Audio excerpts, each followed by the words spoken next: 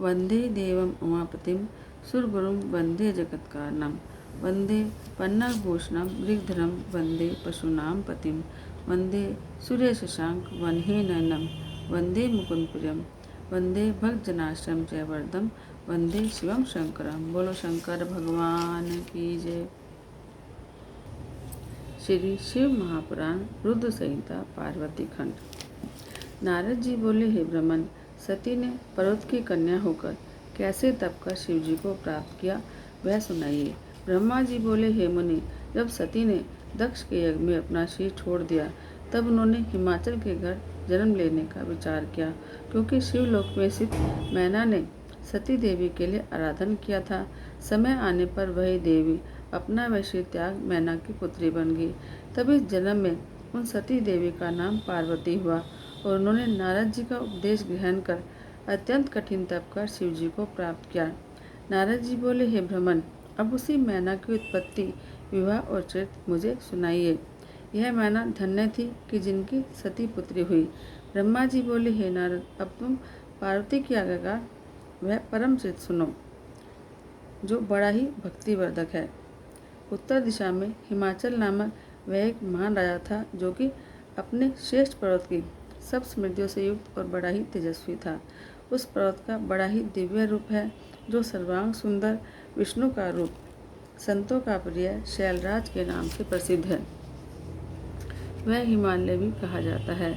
उस पर्वत के जंगम और स्थित दो भेद हैं। उसी शैलराज ने अपने कुल की स्थिति और धर्म को बढ़ाने के लिए अपना विवाह करने की इच्छा की। तब उनकी इच्छा होते ही सभी देवतागण पितरों के पास गए और बोले कि यदि आप सभी लोग अपना कर्तव्य पालन करना चाहते हैं और यह चाहते हैं कि देवताओं का कार्य हो जाए, तो आप मंगल रूपनी कन्या मैना का विवाह हिमालय पर्वत के साथ कर दीजिए। इससे सभी का भला होगा और देवताओं के पग पग पर होने वाले दुख और हानि का नाश होगा। ब्रह्मा जी कहते हैं कि देवताओं का यह कथन पितरों को अच्छा लगा। उन्होंने अपनी पुत्रियों के शाप की बातें याद कर अपनी पुत्री मैना का विवाह हिमाचल के साथ कर दिया। उस विवाह में बड़ा उत्सव हुआ और हरि आदि सभी देवता और मुनि वामदेव विवाह में शामिल हुए। फिर विवाह का उत्सव समाप्त होने पर सभी देव और मुनि शिव पार्वती का ध्यान कर अपने धाम को चले गए। नारद जी बोले, हे ब्रह्मन, अब आप मेनका की उत्पत्ति और पितरों के शाप की कथा कहिए। ब्रह्मा जी बोले, हे नारद, मेरे पुत्र दक्ष के 60 पुत्रियां हुई, जिनका विवाह उसने कश्यप आदि महर्षि के साथ किया था। उसमें स्वधा नाम वाली कन्या को उसने पितरों को दिया था, जिससे धर्ममूर्ति 3 कन्याएं उत्पन्न हुई। उसमें सबसे बड़ी पुत्री का नाम मेनका, दूसरी का नाम धन्या और तीसरी का नाम कमलावती था। हे मुनीश्वर, एक समय तीनों बहनें श्वेत द्वीप में विष्णु जी के दर्शन करने गई, तो वहाँ बड़ा भारी समाज इकट्ठा हो गया, जिसमें ब्रह्मपुत्र सनकादिक भी आए और सबने विष्णु जी की स्तुति की। और सनकादिकों को देखकर सब लोग उनके स्वागत के लिए उठ खड़े हुए, परंतु ये तीनों बहनें उनके आदर के लिए ना उठी, क्योंकि शंकर की माया ने उन्हें मोहित कर दिया था। उनके इस दुर्व्यवहार से क्रुद्ध होकर सनकादिकों ने उन्हें दंडित करना चाहा और योगीश्वर सनत कुमार ने उन्हें यह शाप दे दिया कि तुम तीनों श्रुति की जानने वाली थी। तुमने अभिमानवश हमें खड़े होकर अभिवादन नहीं किया और नमस्कार भी नहीं किया, अतएव तुम स्वर्ग से दूर जाकर मनुष्य बन जाओ। अब तुम तीनों मनुष्यों की स्त्रियां बनो।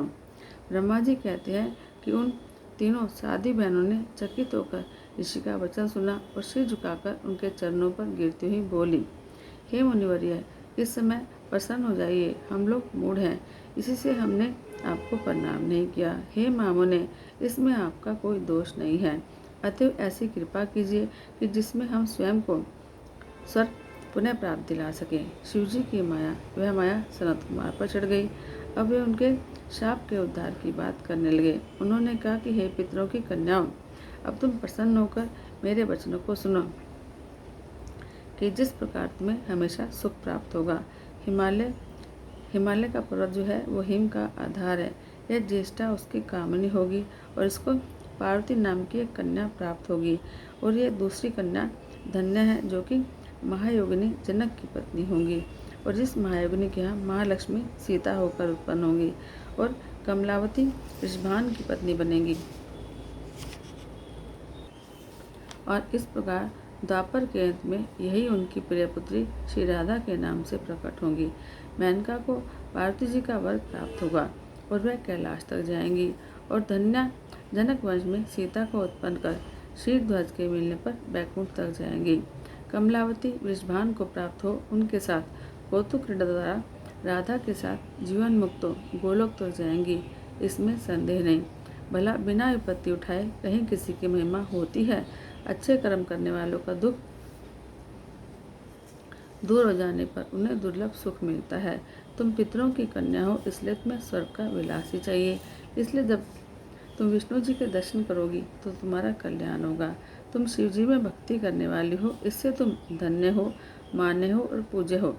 मैना में पार्वती देवी उत्पन्न हो, अपने कठिन तप के द्वारा शिव की प्रिया और धन्या की पुत्री सीता रामचंद्र की पत्नी होंगी और कैलावती की पुत्री राधा श्री कृष्ण की पत्नी होंगी।